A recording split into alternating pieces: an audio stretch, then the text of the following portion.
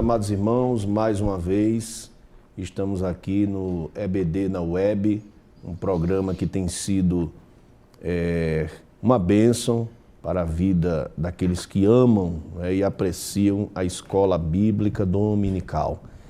E nesta lição de hoje, nós temos a terceira lição do trimestre, justificação somente pela fé em Jesus Cristo. Meus irmãos, essa lição trata de uma das doutrinas mais importantes apresentadas pelo apóstolo Paulo na epístola aos Romanos, mostrando para nós a justificação pela fé e que ninguém pode ser justificado diante de Deus pela lei ou pelas obras da carne. Então, para isso, estamos aqui com a presença dos ilustres obreiros e irmãos que cooperam na Escola Bíblica Dominical. Estamos aqui com a presença do pastor João Barbosa, que já é conhecido por todos, é o primeiro secretário da Superintendência das Escolas Bíblicas Dominicais. Estamos também aqui com o nosso irmão Alexandre Galvão, que é adjunto das escolas dominicais na área da praia, ali, Rosa do Janga, Pau Amarelo, Conjunto Biramar e as demais igrejas adjacentes ali naquela região. E é uma alegria para nós tê-los mais uma vez em nosso programa, participando desse nosso comentário, dessa nossa forma de tirarmos algumas dúvidas e passar para os que acompanham o programa a importância de compreendermos o que nos traz as lições bíblicas das escolas dominicais, das Assembleias de Deus, que estamos acostumados já a acompanhar durante esses longos anos em que a nossa igreja ela estabeleceu esse trabalho com a igreja, com jovens, com crianças, irmãos, idosos e todos que compõem a igreja do Senhor Jesus. Então, meus amados, nós, de posse dessa lição, após já termos estudado as duas primeiras lições desse nosso novo trimestre, o segundo trimestre de 2016, onde tivemos aqui o comentário da epístola aos Romanos e a necessidade universal da salvação em Cristo. E agora adentraremos nessa temática, justificação. Eu vejo, companheiros, que é até um tema que a gente começa a conhecê-lo até mesmo no discipulado, não é? O novo convertido, ele já se depara com essa temática no discipulado. Então nós, à luz da carta, não é? ou da epístola aos Romanos, teremos aqui algumas informações, como, por exemplo, a partir do capítulo 3, verso 1, ao capítulo 4, verso 25, nós vemos que esses textos contêm uma das mais contundentes defesas de Paulo em favor da justificação pela fé independente das obras.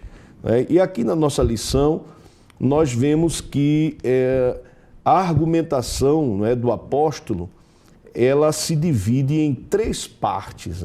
A primeira parte, que é justamente os pontos que serão abordados nesta lição. A primeira parte, que é a justificação manifestada. A segunda parte, a justificação contestada. E a terceira parte, a justificação exemplificada. Então, meus irmãos, conforme aqui estamos de posse dessa lição, nós vemos que a chamada de Abraão, como o grande patriarca de Israel, ela será, nesta lição, a base da argumentação de Paulo, né, para provar a doutrina da justificação somente pela fé. Então já queremos aqui comentar o primeiro ponto da lição, que traz para nós aqui a justificação manifestada.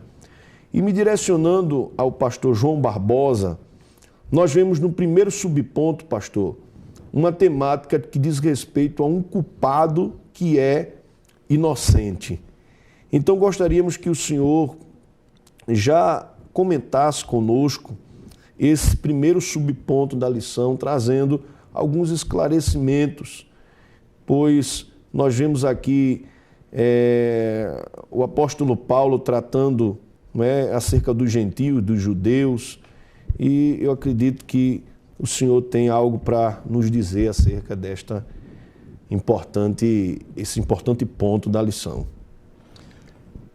Falar sobre a justificação, sobre a doutrina da justificação, a justificação de Deus. Nós sabemos que justiça é um atributo de Deus. E talvez a única manifestação perfeita da justiça, ou de justiça, é a que existe em Deus. Entre os homens, ela tem sempre suas imperfeições. Essa justificação manifestada que temos aqui nesse primeiro ponto, que fala um culpado que é inocentado. O que é que nós vemos aqui? É que quando o homem foi posto diante de Deus pelo seu pecado e a justiça de Deus exigia que o homem fosse punido, e precisava de algo que aplacasse a ira de Deus, e também que com relação ao homem pudesse expiar, digamos assim, a sua culpa perante Deus, porque Deus não podia perdoar o homem por causa da sua justiça, que exigia a punição, sem que algo pudesse ser feito para que isso pudesse acontecer. Então nós vamos verificar que a lição diz que agora, mas agora se manifestou a justiça de Deus, sem a lei, tendo o testemunho da lei e dos profetas, porque pela lei nenhum homem podia ser salvo. Um dos motivos dessa lição é exatamente isso. Ele disse aqui que Paulo nos mostra como Deus se revelou para alcançar os gentios e judeus.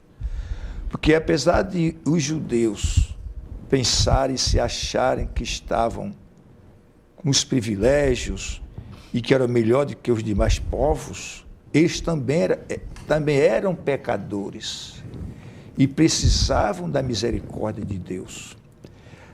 O que foi que aconteceu na pessoa de Jesus Cristo? Na pessoa de Jesus Cristo, os judeus, que eram os detentores dos oráculos divinos, mas que não os cumpria, tornavam-se piores em alguns aspectos do que os gentios, mas se julgavam melhores do que ele. A Bíblia mostra um exemplo de um fariseu e de um publicano, que o fariseu dizia: eu oro 3 vezes por dia, dou meus dízimos, minhas esmolas, e não sou como esse publicano. E ele dizia assim, o publicano: Senhor, tenha misericórdia de mim. Ali mostra um quadro de 2 homens, um que estava, de alguma forma, debaixo da lei, e outro que não era favorecido por ela, mas que, na realidade, nenhum cumpria a lei. Então, nesta lição, Paulo vem nos mostrar como essa justiça de Deus se manifesta, desta vez sem a lei, e sem também os profetas, porque foi através do nosso Senhor Jesus Cristo. No segundo subponto da lição, ele fala de um prisioneiro que é liberto, ou libertado, que é o versículo 3:24 de Romanos, que usa o verbo grego para se referir à redenção efetuada por Jesus Cristo. Essa palavra, conforme define os léxicos da língua grega, tem o sentido de redenção, resgate e libertação. No contexto neotestamentário, tem o sentido de libertar mediante o preço de um resgate, ou seja, Cristo pagou um preço de redenção e tornou o homem livre do pecado e da condenação eterna, desde que esse homem o aceite como Senhor e Salvador. Sem não vejamos o que o mesmo apóstolo Paulo, nesta mesma carta aos Romanos, no capítulo 10 dessa mesma carta, e o versículo 9, ele diz assim: se com a tua boca, isso aqui, pastor, para que possamos entender como o homem pode ser justificado diante de Deus. O pecador, cruel, impenitente, pode ser justificado diante de Deus. Ele diz: se com a tua boca confessares ao Senhor Jesus e em teu coração creres que Deus o ressuscitou dentre os mortos, serás salvo. Observem que Paulo está dando algumas condições para que o homem possa receber a justiça divina. Ser inocentado, porque o caso aqui é um pecador que é culpado. O assunto aqui é sério porque se trata de alguém que é culpado. Mesmo assim é inocentado. Por que inocentado? Porque ele creu no sacrifício vicário de Cristo. Então a justiça de Cristo é imputada a esse homem, que é o que a gente vai ver lá em 15 e 6 de Gênesis, quando Deus fez isso com Abraão. Mas prossigamos, porque com o coração se crê para a justiça. Isso quer dizer o seguinte, que esse crer não é um crer superficial, é um crer interior. Ele pode dizer que crê sem crer. Por isso que ele disse, com a tua boca confessares ao Senhor Jesus Cristo, e no teu coração crês que Deus ressuscitou do morto, serás salvo. Porque com o coração se crê para a justiça, e com a boca se faz confissão pela salvação. Ou seja, o indivíduo de publicamente o pecador, condenado à condenação eterna, ele diz publicamente, lá na sua casa, lá no seu trabalho, lá na sua universidade, sei lá, no seu negócio: eu agora sou um salvo em Cristo. E eu agora já não sou um filho do inferno. Eu agora já estou debaixo da misericórdia de Deus. Eu fui justificado. É isto. Isso é evangelizar, inclusive, né? Isso é evangelização. Então, pastor, o ponto forte desta lição está em crer na pessoa do Senhor Jesus Cristo, que foi quem deu sua vida, e através do crer na pessoa dele e confessar publicamente, tem de volta o perdão dos seus pecados e é inocentado perante Deus, e já não há culpa, porque o Senhor Jesus Cristo pagou a sua dívida com o seu próprio sangue. É bom salientar também, pastor João, que ninguém pode se autoliberar, né? A lição aqui ela é categórica em mostrar para a gente que no mundo antigo um escravo poderia ser resgatado mediante o pagamento de um preço, né? E exatamente, não é, foi isso que Deus fez, né? Enviou Jesus Cristo para resgatar o homem que estava preso em seus delitos e pecados, né? Conforme a referência colocada aqui, Efésios capítulo 2, versículo o 1º e o 2º. Então nós vemos que a expiação, né, feita por Jesus Cristo, que é o cancelamento do pecado, né? O pecado foi cancelado para que o telespectador, aqueles que nos assistem, tenham esse cuidado na hora de passar, né?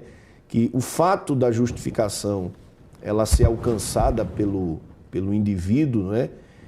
Mediante a fé, pastor João, que o senhor foi bem feliz na sua argumentação, mostra, né, para a gente, talvez numa visão de independência, né, do que o homem ele possa ser justificado independente, mas na verdade há uma dependência, né? Há uma dependência porque ninguém pode se auto-libertar, né? Ninguém pode se libertar. É impossível. É impossível, né? Há necessidade, não é, da fé, a necessidade de crer no Senhor Jesus Cristo.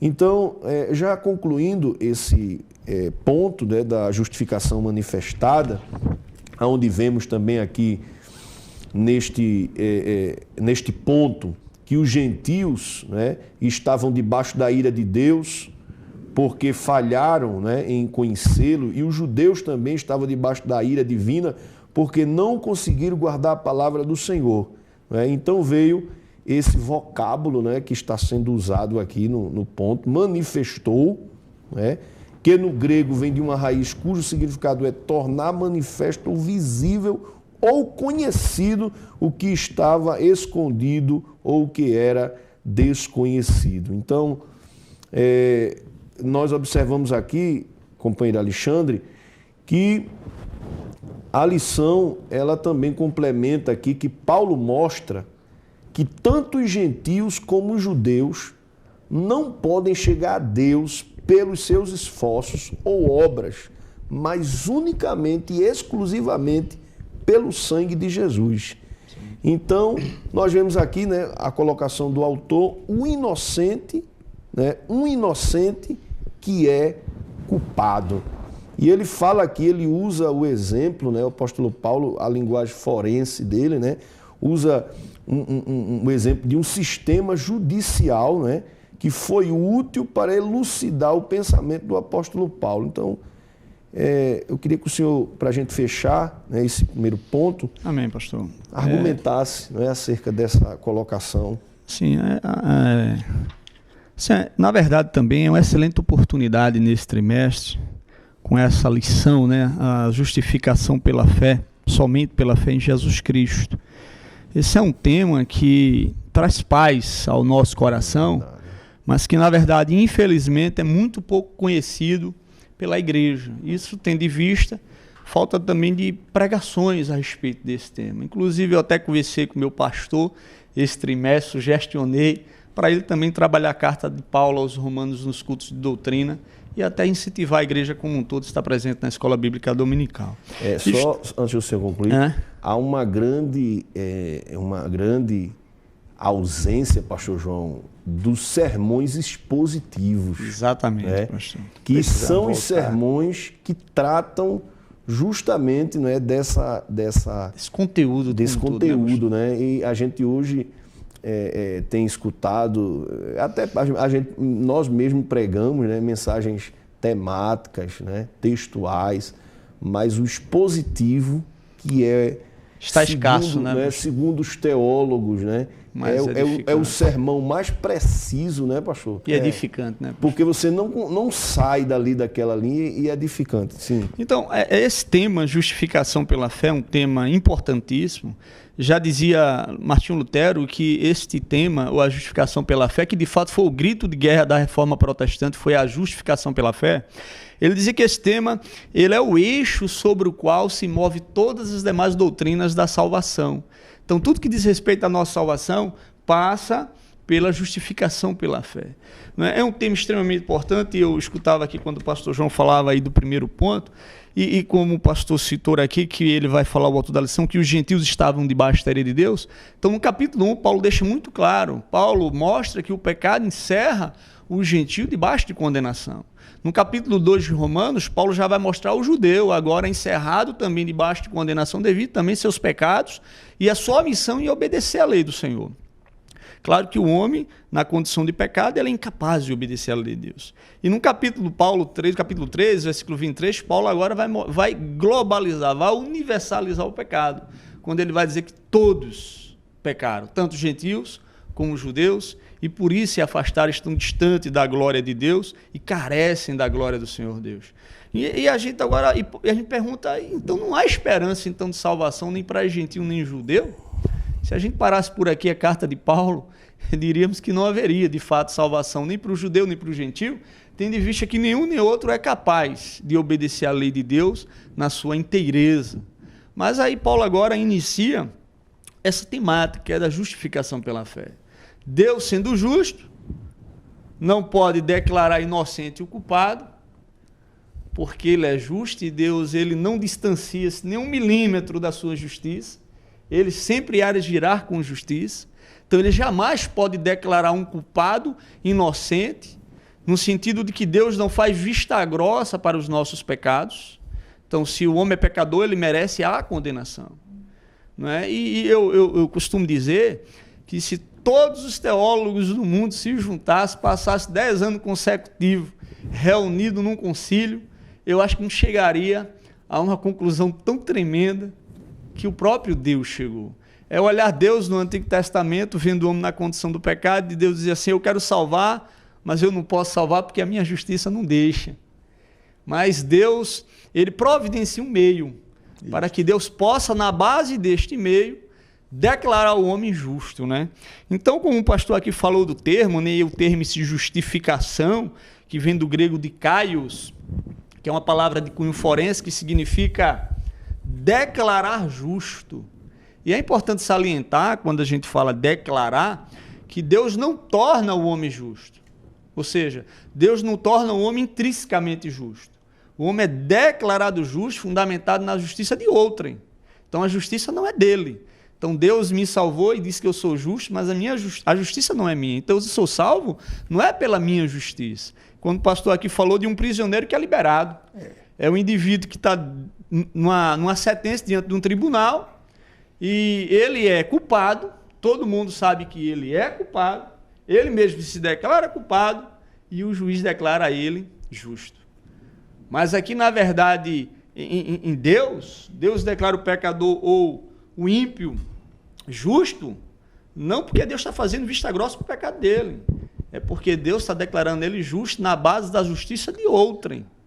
Não é? Então fica muito claro, pastor, e essa questão de cunho forense é extremamente importante para a gente entender, porque se fala muito de culpa, porque quando Deus declara o pecador inocente é porque ele era culpado.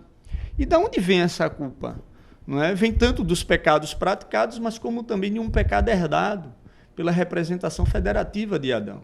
Então Cristo vai à cruz, leva sobre si todos os nossos pecados, e agora eu crendo em Cristo, Deus, na base da justiça de Cristo, ele me declara justo. Então, na verdade, a justificação é pela fé, mas não é a fé que justifica. O que justifica é os méritos de Cristo. A fé é apenas um canal. Então, fechando esse primeiro ponto, a gente vê aqui na própria lição que no sistema levítico, né, quando alguém pecava, tornava-se culpado de algo, né? E um animal inocente era sacrificado para que a culpa fosse expiada, né? Então, o senhor fez essa colocação, né, que não é simplesmente o justo, não é? Eu alcancei a justiça pelos meus próprios méritos, né? Mas precisou de um sacrifício, né, para que fosse cancelado. E é o caso lá até do João Batista, né, pastor? Eis o Cordeiro de Deus. Que tira o então pecado Cristo é o Cordeiro inocente que leva sobre si toda a nossa culpa. Então, senhores, a gente, lembrando que essa linguagem de justificação está aqui no nosso complemento aqui, subsídio bibliológico, que a justificação é um termo forense, né, que denota um ato judicial da administração da lei, né? Esse termo forense, ele está sendo relativo ao fórum, né? Que se usa no fórum e que é relativo aos tribunais e à justiça, né? Que estamos acostumados a compreender. Então, essa justificação que é debatida nessa lição e na carta aos Romanos, ela é extraída desse contexto, né, jurídico, judicial, né? Então, vamos ver também aqui no segundo ponto da lição, essa justificação sendo contestada, né? As três divisões, né? A justificação manifestada, a justificação contestada e a justificação exemplificada. Então, nessa contestação da justificação, nós vemos que a justificação se opõe à salvação meritória, né? Isto. Que é aquela que é adquirida através dos seus próprios méritos. Então, Paulo, pastor João, parece que ele fica meio aqui áspero, né? Ele parece que fica um pouco assim, como diz aqui, diatribe, né?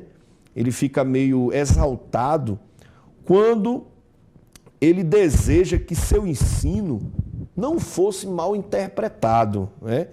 Então, ele recorrendo, né, a esse método falado aqui de diatribe, né? Uma forma exaltada, uma forma, até uma forma de defesa na hora que você é contestado, e ele se adianta respondendo às contestações, né, que seus interlocutores puderam fazer. E dentre elas está aqui, onde está logo a jactância? Né?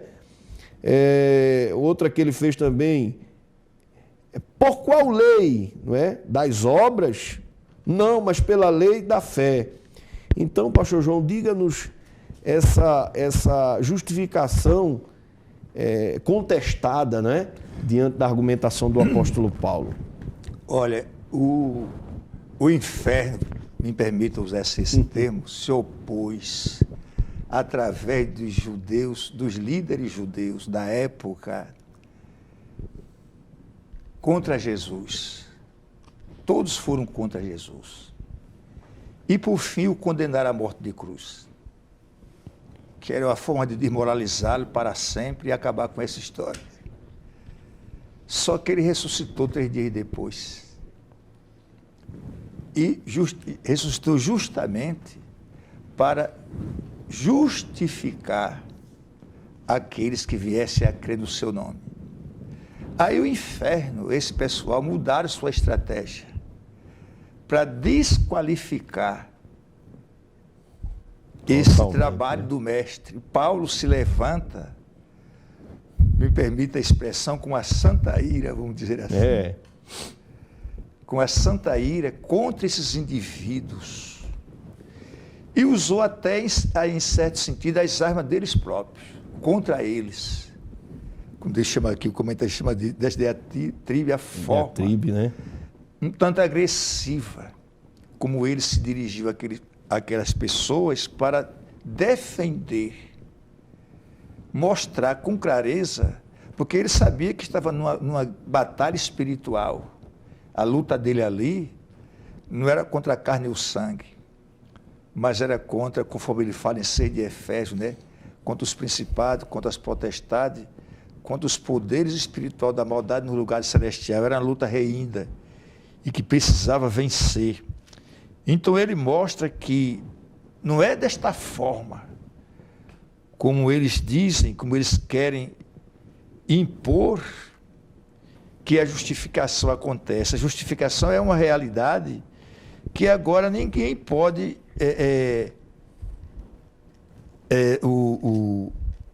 ninguém pode contestar. Ela estava sendo contestada, mas ninguém pode contestar, porque aquele que oferece a justificação foi aquele que deu a sua vida. Mas ele ressuscitou de entre os mortos. Ele disse: "Me dado todo o poder que é nos céus e na terra."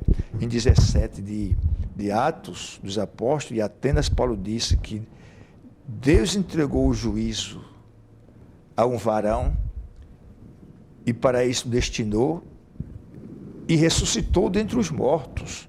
Porque a grande vitória, pastor e Alexandre, é que Jesus ressuscitou. Quando Jesus ressuscitou, foi uma derrota para o inferno. As trevas, a decepção no reino das trevas, deve ter sido terrível, porque ele ressuscitou. E aí vem assim: a justificação se opõe ao orgulho nacionalista, ou seja, o judeu que podia bater nos seus peitos e dizer que era da família de Deus, mas ele era tão pecador como aquele gentio que não tinha direito a nada. Até uma porta, caso ele fosse ao templo, tinha uma porta específica para ele entrar e sair. Ele não podia entrar, escolher o lugar, a porta que entrava, o lugar que se sentava, tinha porta específica. Quer dizer, ele não tinha direito a nada. Então a justificação se opõe a esse orgulho nacionalista que era que os judeus tinham. Então, Deus não era somente Deus dos judeus. Nunca foi Deus somente dos judeus. Exclusivismo, né? Não, de forma alguma. Aliás, eu queria chamar aqui bem rápido, aqui me permita e jogar esta lição. Na formação de Israel, Deus não permitiu que Israel fosse uma nação, digamos assim, que fosse sangue puro só de um determinado clã. Deus não permitiu isso. Do contrário, o próprio Jesus, na sua genealogia, teve 5 mulheres que engravidou de um sogro, mulher que no passado foi prostituta, Raabe, né? Mulher que em outro tempo foi moabita, que não podia nem chegar na congregação. Finalmente, mulher que chegou, uma adúltera, como foi o caso de Batseba. E uma mulher daquelas, podemos dizer que teve dessas 5, teve 2 que foram mulheres puras. Ruth, apesar de ser moabita, e Maria. É como se Jesus, ou como se Deus não quisesse escolher mulheres como Sara, digamos assim, como as esposas de Isaac e as esposas de Jacó, que na formação se misturaram com cananeus. Quer dizer, então o processo Deus vinha mostrando que não havia um privilégio exclusivo de um povo, de uma nação. Todos lhe pertencia. Eu às vezes penso cá comigo que as entranhas de Deus sentia a passagem no Velho Testamento que parece como se Deus tivesse sofrendo pela impiedade dos homens. Isso fica claro quando ele mandou Jonas e a Nínive. Ele disse: meu filho, será que eu não podia ter misericórdia de uma cidade onde tem 120 pessoas que não distinguem a mão direita da sua mão esquerda? E alguns historiadores dizem que aquilo ali era só de crianças. Não era a população de Nínive, era só de crianças. E que a misericórdia de Deus se estendeu para eles. Então aqui esse exclusivismo, esse orgulho de ser judeu. Paulo chegou a dizer até isso uma vez, não foi? Por causa da situação deles. Se vocês são judeus, eu também sou. E tem mais, eu sou de Benjamim, uma tribo guerreira, né? Que tinha 600 homens que arrancava a funda num cabelo e não errava.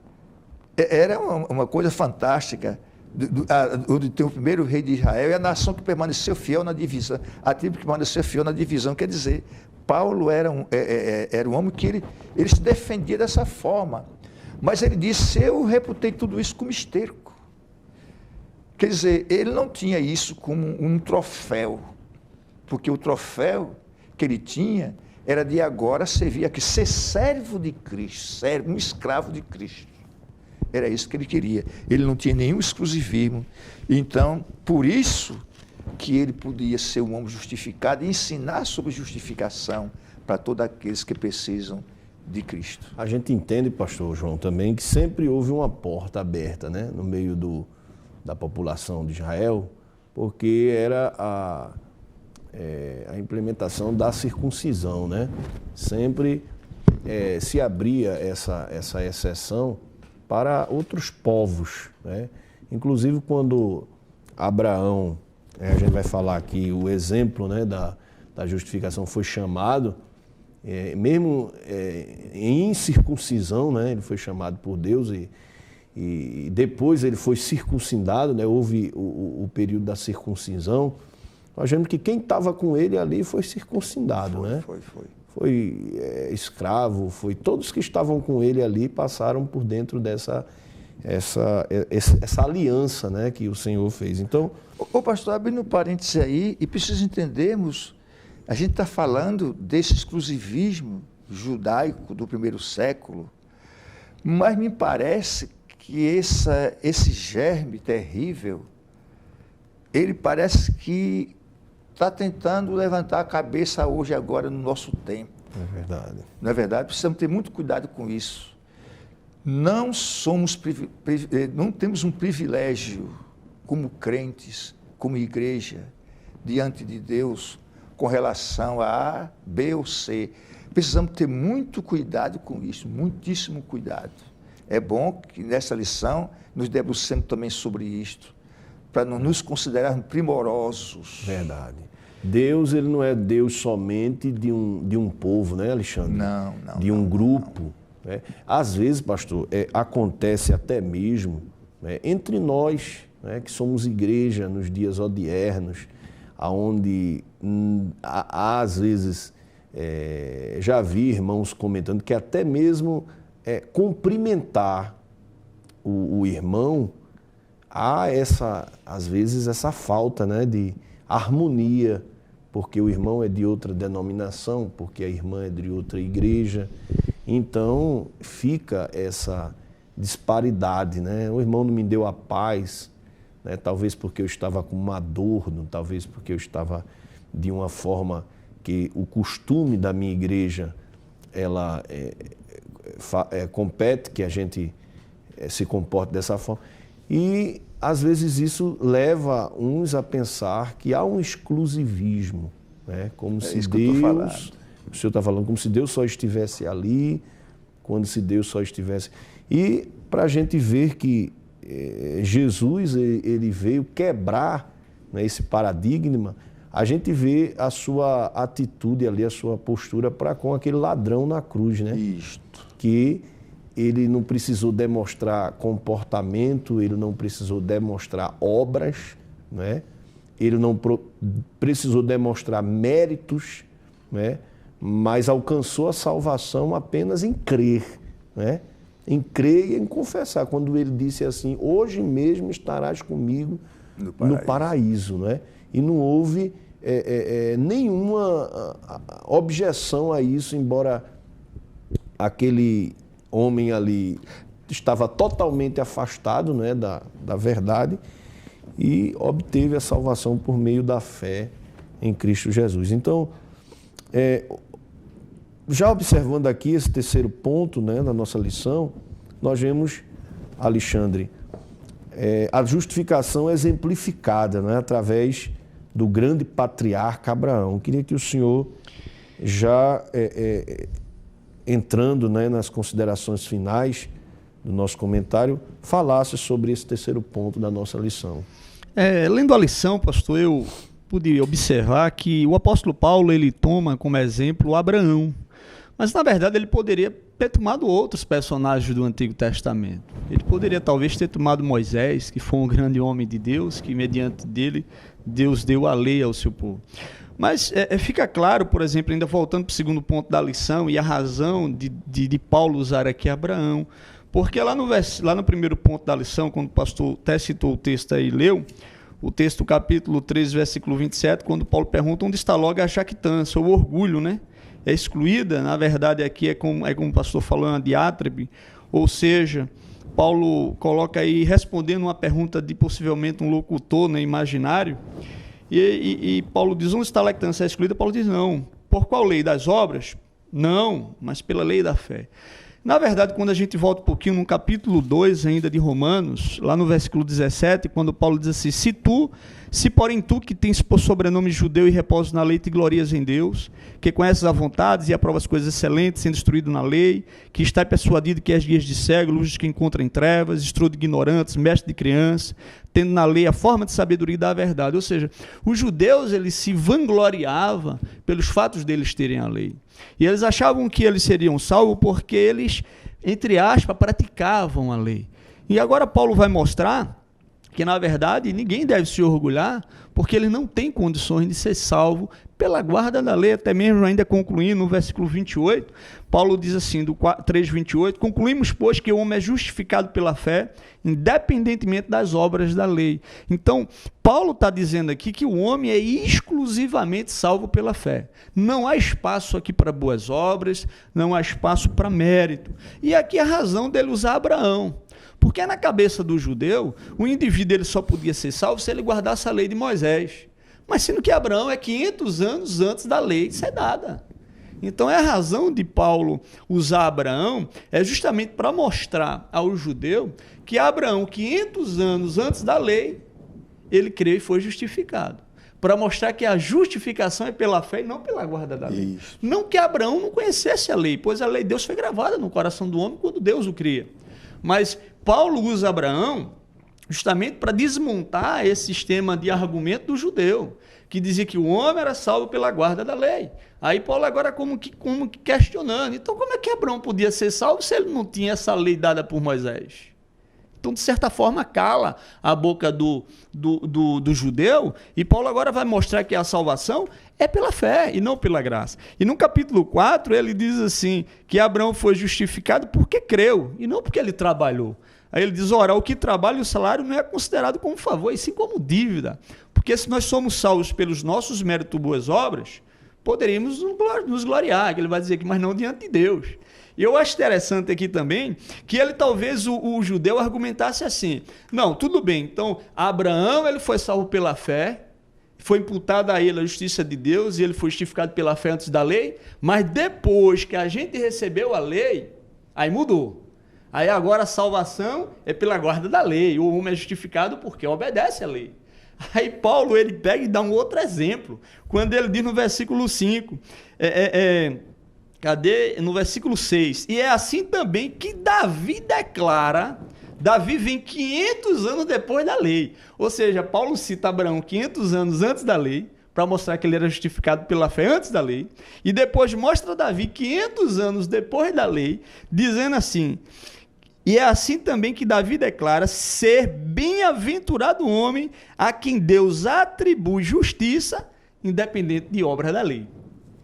Então, ou seja, Paulo fecha de todos os ângulos o argumento de mostrar que o homem é salvo mediante Jesus Cristo exclusivamente pela fé, independente das obras da lei. Mas eu acho, pastor, que também é uma oportunidade excelente para a gente também deixar claro, para os irmãos, a aparente discussão entre Paulo e Tiago.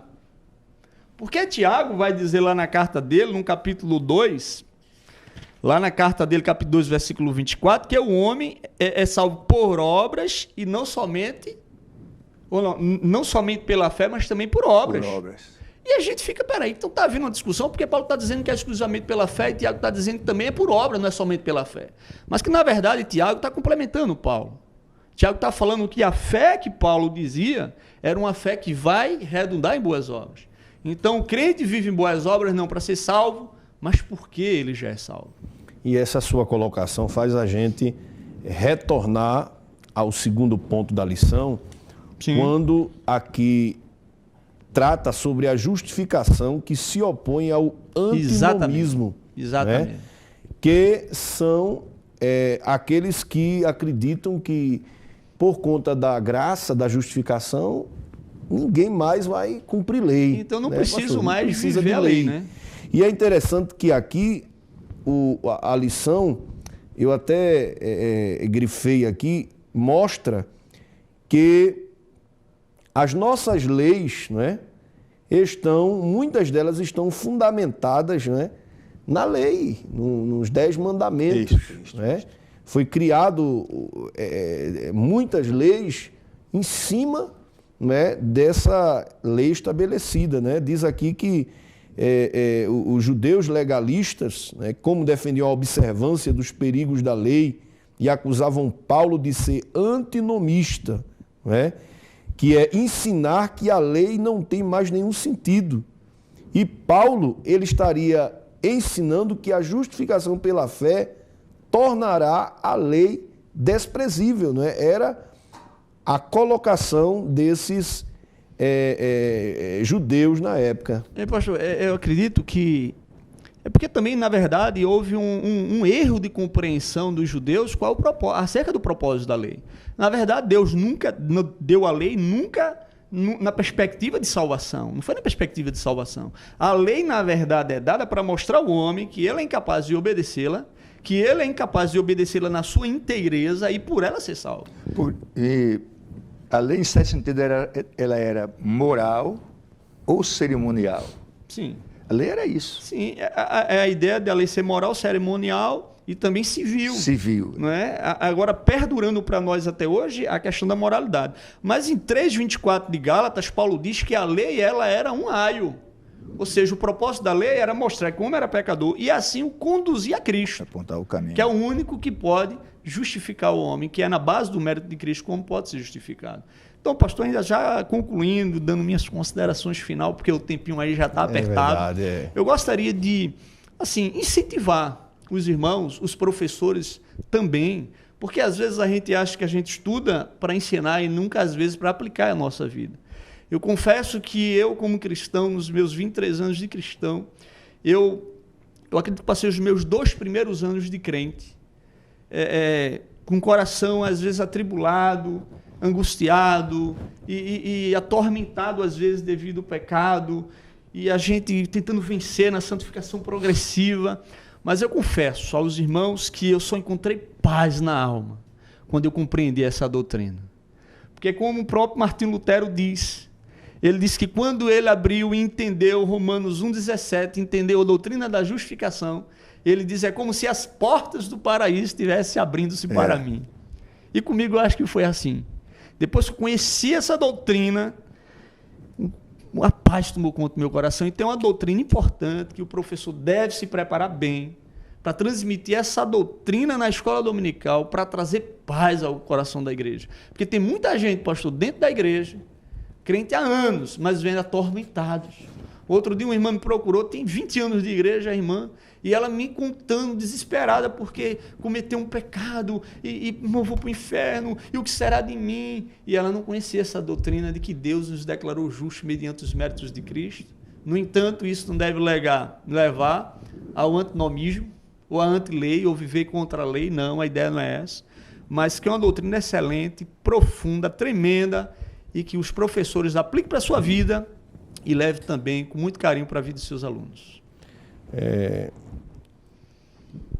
Segundo, para complementar, a gente fechar, segundo uma colocação num comentário bíblico, pastor João, do F.F. Bruce, né, ele disse que a esperança de Paulo, antes de se tornar cristão, era que por força da perseverança na observância da lei de Deus, ele poderia finalmente ser declarado justo por Deus quando se apresentasse diante do trono do juiz divino. Mas neste modo de obter-se a justiça à parte da lei, o processo é ao revés, né? Porque Deus declara justo o homem no início do seu percurso, né? Não pode ser com base nas obras ainda não praticadas por ele. Então, esta justificação é o contrário, né? É um ato livre da graça de Deus, no qual ele perdoa todos os nossos pecados e nos aceita como justos diante de si. Isso traz paz ao coração, né, pastor? Então, essa é uma decisão de Deus. Né? Deus é quem tomou essa decisão. Né? E não nós. Né? Então, às vezes acontece, né, por falta de conhecimento nas pessoas que não têm ainda a luz do Evangelho nas suas respectivas vidas. Então, há muitas indagações, muitos questionamentos. Né? Ah, mas eu conhecia aquela pessoa e tinha uma vida desregrada, depravada, né? E hoje está na igreja de paletó, de gravata, com cabelinho ajeitadinho e tal. Como é que pode? Né? Então, é uma pessoa desprovida do conhecimento dessa doutrina, que é a doutrina da justificação. Então, Assim, eu quero fazer as minhas considerações finais, passando também a oportunidade para o pastor João dizer, né, suas últimas palavras em relação a essa lição, para que assim a gente conclua este programa em nome de Cristo. A lição também fala da justificação exemplificada. E essa exemplificada, Paulo toma por exemplo exatamente a vida de Abraão. Ele deixou um exemplo. Se os judeus tivessem observado as promessas de Deus a Abraão, saberia que os gentios eram co-herdeiros de alguma forma, né? Porque na promessa, ele diz que através de Abraão todos os povos seriam benditos. Sim. Vocês teriam a bênção de Deus através dele. Então, a minha palavra final é que tenhamos cuidado para não pensar que somos primorosos, ou melhor, do que A ou B. Como faziam os judeus do primeiro século. Através dessa carta, Paulo está desmontando essa bomba de efeito retardado, para que não possa causar nenhum mal a nenhum cristão na sua caminhada rumo à eternidade. E é assim que Deus possa estar abençoando a cada vida e a cada coração, em nome de Jesus. Bom, meus irmãos, então chegamos, né, à conclusão do nosso programa. Quero lembrar que próxima semana, né, teremos o nosso Cabedalp, né, e as inscrições estão abertas, o valor de R$15, né, onde se terá todo o material, né, a apostila, crachá, e teremos em nossas dependências aqui na igreja também trabalhos com departamento infantil, adolescentes. Então queremos lembrar ao corpo docente de professor e toda a diretoria de escola dominical que não percam esse excepcional evento, a presença do nosso pastor Elinaldo Renovato, pastor presidente ali na cidade de Parnamirim, o campo de Parnamirim, no Rio Grande do Norte. Inclusive, ele comentou, né, esta lição passada, falando sobre escatologia bíblica, e ele estará aqui trazendo para nós a ministração acerca, né, de uma escola modelo, né, com essa temática para os dias atuais. Também o nosso pastor presidente, pastor Roberto José dos Santos, que foi superintendente dessas escolas, das escolas dominicais aqui em Abreu Lima, e houve um grande movimento, né, uma grande evolução na escola dominical durante a gestão do nosso pastor Roberto, que foi convocado pela Casa Publicadora das Assembleias de Deus para participar também e ministrar na primeira conferência de escolas bíblicas dominicais no Rio de Janeiro.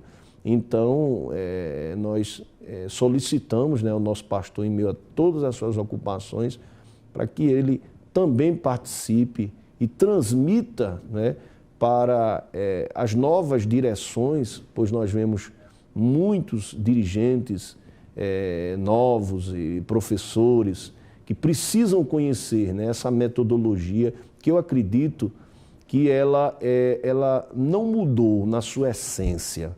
Talvez a adaptação dos tempos passados, ela tenha mudado em alguma coisa em relação à tecnologia, ao avanço, à formação de opinião, mas a essência da escola dominical, que é a prioridade da palavra de Deus, né, da seriedade, ela continua a mesma. Então, nós queremos convidá-los para participar desse nosso evento.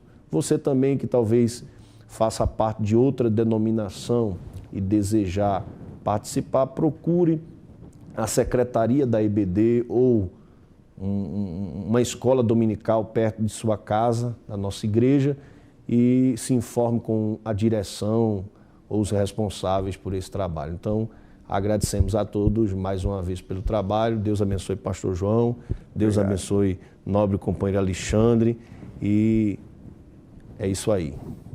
Até mais, no próximo programa.